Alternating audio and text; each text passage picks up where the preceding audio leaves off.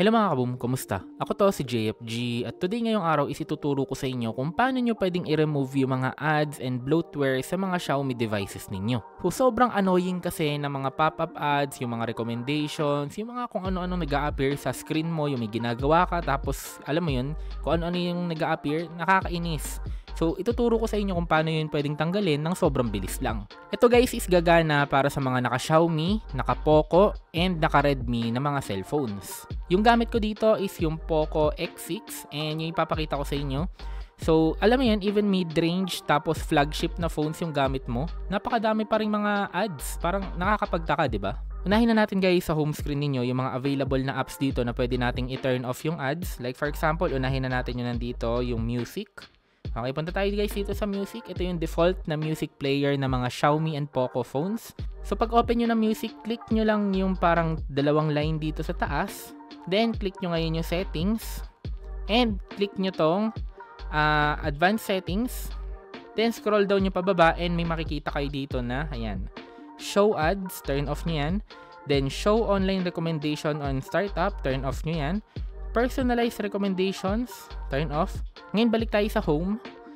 Next nating pupuntahan is itong Teams naman, okay? So punta tayo ng Teams. Same ulit, ngayon punta tayo ngayon dito sa My Account. Click nyo tong settings. Then, yan. Yung show ads and personalized recommendations, ito turn off ulit natin. Then, home natin. Punta naman ngayon tayo dito, Mi Video. Okay, Mi Video naman. Then, punta tayo ng profile. Click natin ngayon yung ito, settings. Then, hanapin nyo to. Yan. Personalized content, turn off natin. Ngayon, balik tayo ng home. This time, security naman. So, open natin yung security. Click ulit natin yung settings. Then, click nyo to. Scroll down nyo pababa hanggang makita nyo yung receive recommendations. Turn off ulit natin. So, napakadami, di ba? So, next naman is pupunta tayo ngayon ng File Manager. Okay? So, click nyo yung File Manager. Click nyo yung tatlong line sa taas. Click nyo yung Settings. Then, click nyo yung About. Then, ayan ulit, Recommendations. So, alam mo yun, kahit anong ginagamit mo dito sa mga Xiaomi phones, sa mga Poco phones, kahit anong i-open mo, di ba, may magpa-pop up talaga mga ads kasi napakadami dyan. Next naman guys na available pa dito sa ating home screen is ito yung downloads. Okay, so pag may na-download kayo sa Google Chrome, ganon. So dito yan papasok sa downloads. So click nyo yung downloads. Click nyo ulit yung tatlong dots. Click nyo yung settings. And ayan, show recommended content, turn off natin. Okay. Ngayon para sa next natin na tatanggalin is kailangan dito guys na mapalabas natin yung package installer. So ang gawin nyo, download kayo ng any APK sa Google Chrome. Any APK. And ang goal natin, yan, makikita nyo nag-i-scan siya hanggang lumabas yung settings ng ating package installer. So pag lumabas yung settings, click natin yan. Click natin yung advanced settings, then i-turn off natin yung recommendations.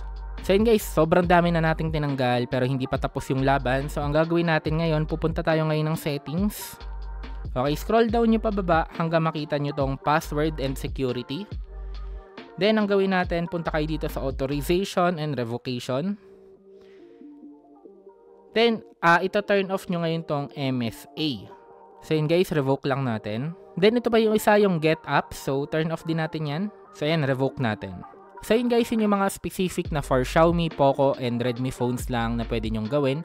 Pero, dadagdagan ko na rin yung mga parang ito for overall devices na to. So, ibig sabihin ko, naka-Infinix ka, Red Magic ka, kahit anong phone yung gamit mo, naka Tecnopova ka. So, ito gagana na for any phone. So, ang gawin nyo lang, punta kayo ng settings. Then, scroll down nyo pababa, hanapin nyo ngayon yung Google. Okay, so gagana to, hindi lang sa Xiaomi yung steps na ginagawa natin ngayon. So, punta kayo ngayon dito sa ads. Then, ayan, may makikita kayo dito, add privacy. Then, ayan guys, add topics, add app suggested ads, and add measurements. So, ang gawin nyo dito, turn off natin lahat yan. Tatlo yan guys, turn off natin lahat. So, ang ginagawa kasi nito guys is minomonitor niya kung ano yung activities mo, kung ano yung mga sinesearch mo, ano yung ginagawa mo. So, mabibigyan ka lalo na mas madaming ads kasi nga, alam niya kung ano yung ginagawa mo. So, pag na-turn off nyo na lahat, back ulit natin. Then, click nyo ngayon yung Manage Your Google Account. Tapos punta tayo ngayon dito sa data and privacy. Okay, pagdating ngayon dito sa data and privacy, scroll down natin pababa. May makikita kayo na personalized ads, my ad center. Then may makikita kayo ngayon dito guys na personalized ads, so turn off ulit natin. Then lastly guys, ang gagawin natin, kung gumagamit kayo ng Google Chrome, so tatanggalin din natin yung mga nagpa-pop up na ads sa Google Chrome. So punta kayo ng Google Chrome, click nyo yung 3 dots, click nyo yung settings, hanapin nyo yung site settings. Then makikita nyo dito notifications. Okay, click nyo yung notifications. Then i-check nyo lang to, yung use quieter messaging blocks notification prompts from interrupting you. Okay, back natin. Scroll down nyo pababa hanggang makita nyo tong pop-up ads and redirects. Turn off natin. Back. Then hanapin nyo naman tong intrusive ads. Turn off ulit natin. Then back natin.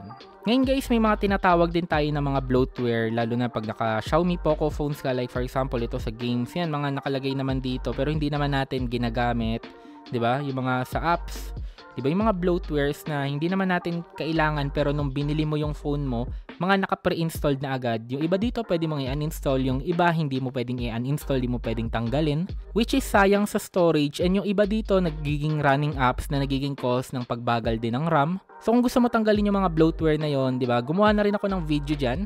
Anyway, ilalagay ko na lang yung link noon sa description. So yun lang guys, hopefully nakatulong sa inyo yung video na to, na kahit papaano at least hindi man tuluyang mawala yung mga ads na yan, pero at least nabawasan, 'di ba, kahit papaano. Hindi yung mayat maya may nagpa-pop up, 'di ba? Yung may gawin ka lang na konti, may magpa-pop up. So nakaka-distract, nakakainis. So ayun guys, sana nakatulong sa inyo. Don't forget to like, comment and subscribe. Ingat kayo palagi at maraming salamat.